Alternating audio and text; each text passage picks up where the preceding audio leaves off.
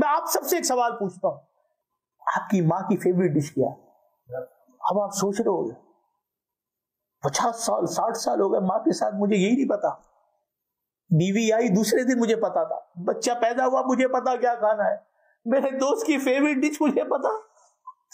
جس ماں نے سب کچھ قربان کیا, بھوکی رہتی تھی, پیاسی رہتی تھی, میرا بچہ رات کو آئے گا گرم کر کے دوں گی, مجھے آج تک یہ نہیں پتا کہ میری ماں کو کھانے میں کیا پسند ہے. یار توف ہے میرے اوپر کہ مجھے یہ نہیں پتا کہ میری ماں جس نے مجھے پالا پوسا, صبح رات شام میں اس کے ساتھ رہتا ہوں, مجھے یہ بھی نہیں پتا کہ اس کو کھانے میں کیا پسند ہے. میں بتاتا ہوں اس کو تمہیں کھانے میں کیا پسند ہے. تمہارا بچہ ہوا ٹھنڈا کھانا وہ بڑے شوق سے کھاتی, اس کی اپنی کوئی خواہش نہیں ہے. یہ ہم خود غرض لوگ ہیں جو اپنی خواہشیں اپنے ماں باپ سے پوری کراتے ہیں.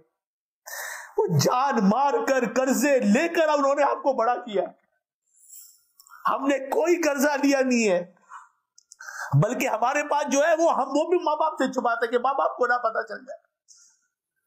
Not 5 minutes in whole week you sit with your parents. 5 minute نہیں اپنے ماں باپ کے لیے ہمارے پاس. یہ ایسے بوڑھے لوگ ہیں باقی جو اپنے بچوں سے ملنے کے لیے ترس رہے, یا ایسی اولاد بھی جو اپنے ماں باپ سے نہیں ملتی.